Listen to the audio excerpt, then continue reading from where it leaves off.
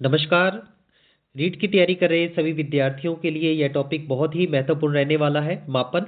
और इसके अंदर हम ये जानेंगे कि कौन-कौन से प्रश्न कहाँ से बन सकते हैं और किस प्रकार से बन सकते हैं। तो इसके अंदर पहला है मापन। और मापन जो है ये मूल्यांकन की ही एक प्रक्रिया है, ये तो आप जानते ही हैं। और मापन के अंदर हम क्या करते हैं, अंक प्रदान करते हैं। किसी विद्यार्थी ने किस विषय के अंदर कितने अंक प्राप्त किए हैं, तो वो मापन कहलाता है।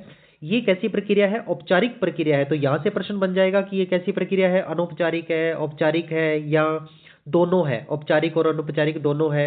तो किस प्रकार से ये प्रक्रिया कौन सी है अभी, औपचारिक प्रक्रिया है। ठीक है, अनौपचारिक वाला नहीं रहेगा या दोनों वाला नहीं रहेगा। तो मापन किसका भाग है, मूल्यांकन का। अंक प्रदान करते हैं, कौन सी प्रक्रिया है, औपचारिक प्रक्रिया है। इसके बाद मापन जो है वो कौन कौन से काम करता है, ये सफलता बताएगा कि किस विद्यार्थी ने कितना जो है वो सफलता प्राप्त की है, कितने उसने विषय के अंदर अंक प्राप्त किए हैं, या वो कितना सफल हुआ है किसी विषय के अंदर। फिर है निदान करना। निदान आप जानते ही हैं कि निदान जो है वो किसी भी समस्या के जो कारण है, मान लीजिए किसी विद्यार्थी की कोई समस्या है, उसका क्या कारण है, उसकी समस्या का कारण क्या है, वजह क्या है, उसको जानने को क्या कहेंगे, निदान। तो फिर यहाँ पर हम उसके कारणों का पता भी लगा सकते हैं। फिर है भविष्यवाणी करना। अगर मान लीजिए किसी विद्यार्थी ने एक विषय के अंदर 100 में से 95 प्लस नंबर लेकर के आया है, तो हम ये भविष्यवाणी कर सकते हैं कि ये बच्चा आगे जा करके कोई बड़ा इंजीनियर बन सकता है। तो भविष्यवाणी भी कर रहे हैं। और इसके बाद मापन के चार वर्ग हैं। कितने वर्ग हैं, चार वर्ग हैं। तो यहाँ से प्रश्न बन जाएगा कि निम्न में से कौन सा मापन का वर्ग नहीं है। तो पहला कौन सा है, योग्यता। योग्यता के अंदर हम ये देखते हैं कि किस विद्यार्थी कोई विद्यार्थी क्या कर सकता है। ठीक है, जैसे मान लीजिए कि आप 10 किलो वजन उठा सकते हैं, तो इसका मतलब ये आपकी क्या है, योग्यता है कि आप 10 किलो वजन उठा सकते हैं।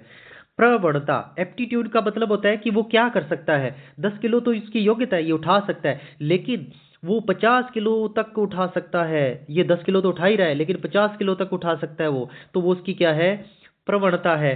अच्छा, अब तक उसने क्या सीखा है, वो होती है निष्पत्ति, अचीवमेंट। निष्पत्ति का मतलब क्या था, अचीवमेंट। अब तक उसने क्या अचीव कर लिया है, कितने तक वो वजन उठा सकता है, ये तो हो गया प्रवणता। कितना उठा लिया है, 10 किलो तक। और निष्पत्ति का मतलब है अचीवमेंट कितनी है उसकी, तो ये बताएगा कि अब तक उसने क्या सीखा है। यहाँ पर कोई विद्यार्थी क्या कर सकता है, और यहाँ पर कोई विद्यार्थी क्या कर सकेगा, और निष्पत्ति के अंदर उसने अब तक क्या सीखा है। ठीक है, तो इसके अंदर लक्षण और व्यक्तित्व चर के अंदर आता है उसके सामाजिक व्यवहार। तो यहाँ से प्रश्न बन जाएगा कि कौन सा मापन का वर्ग जो है वो नहीं है। योग्यता, प्रवणता, निष्पत्ति, लक्षण, ये मापन के वर्ग है। नेक्स्ट, इसके बाद मापन के स्तर है। मापन के स्तर, यदि अपने देखें तो मापन के चार स्तर आते हैं। इसके अंदर एक और है, अनुपातिक मापन, ये लास्ट में हम देख लेंगे।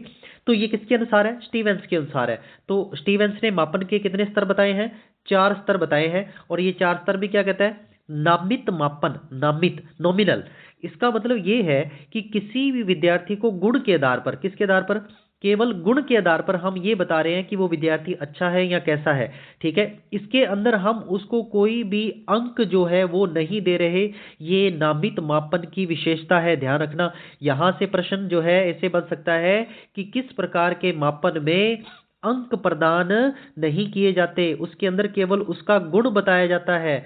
गुण बताया जाएगा। जैसे एक विद्यार्थी के एक कक्षा के अंदर हम विद्यार्थियों को खड़ा करके ये पूछे कि कौन गांव से हैं और कौन शहर से हैं, तो फिर विद्यार्थी जब खड़े हो जाएं तो फिर हम बता देते हैं कि ये विद्यार्थी गांव के हैं और ये शहर के हैं। तो इस प्रकार से ये अपने गुण बता दिया, ये हो गया नामित मापन।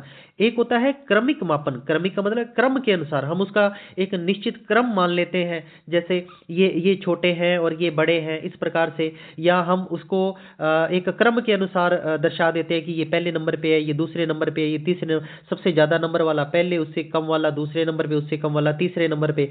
तो ये हमने उसका क्या बना दिया, एक क्रम बना दिया। उसके बाद है अंतरित मापन। अंतरित मापन के अंदर क्या होता है, इसमें हम दो वर्ग बना लेंगे। दो वर्ग बना लिए, पहला वर्ग दूसरा वर्ग, दो वर्ग बना लिए इसके अंदर।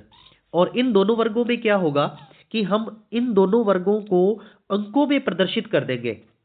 इसकी विशेषता ये है कि इसमें जीरो नहीं होती, जीरो नंबर किसी के नहीं आते, लेकिन इसमें ये होता है कि या तो वो माइनस में चला जाएगा और या फिर वो प्लस में चला जाएगा। तो इसमें माइनस और प्लस ये संक्रियाएं होती हैं।